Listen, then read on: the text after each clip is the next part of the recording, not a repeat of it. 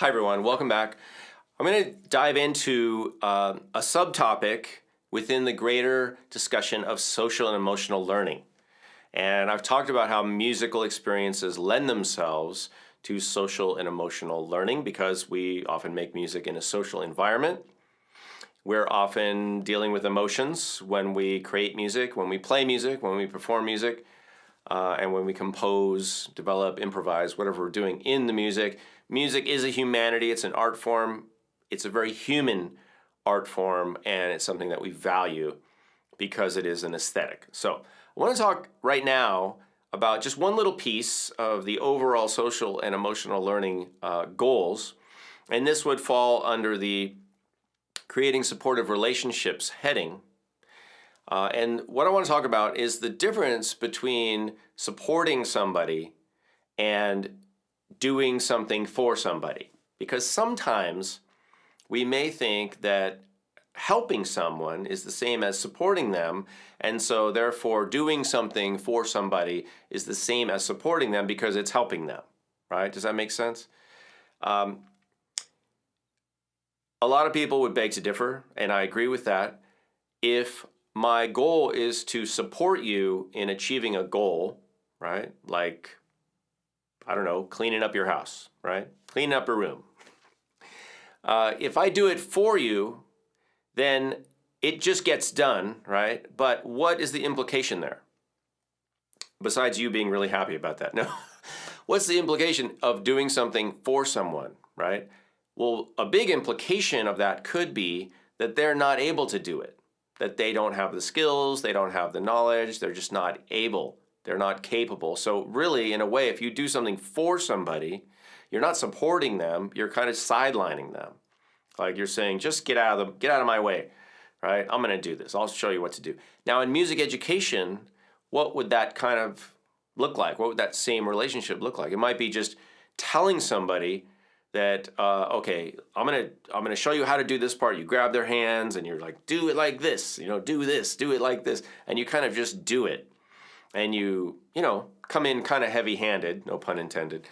Now, that might be like a fast way to get somebody to behave as if they've learned to do something, but really just making somebody do something is not the same as supporting them in teaching themselves how to do it.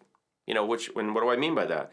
Well, we don't want to confuse a behavior with a skill or a capacity or a desire, right? If I tell everyone what to do and I kind of make them do it, I'm just dictating and I'm sort of controlling them, right? Now, controlling people is not, people don't want to be controlled, people want to be supported. So it may seem like less work and just quicker to just come in and say, okay, you do this and you do that and you do this, and no, that's wrong, let me show you what to do. I mean, you can do this and get it, you can get everything going and then applaud them. Oh, you're doing such a great job, right? But that's really different, and it could be a really different experience for them. Think about that for a second. What does that feel like if you're that person and you want to do it yourself? Because then you get the satisfaction of getting to that point and you took yourself there. Somebody didn't just pick you up and drop you off at the finish line. That's not the same. So how do you support people? Well, give them resources, give them information, give them encouragement. When people do something and they move a little bit towards the goal, you say, yes, that's what I'm talking about. Ask them what they need. Where do you feel frustrated right now? How can I help you? That's the number one question. What do you need? What is not clear? What are you struggling with? Let me help you.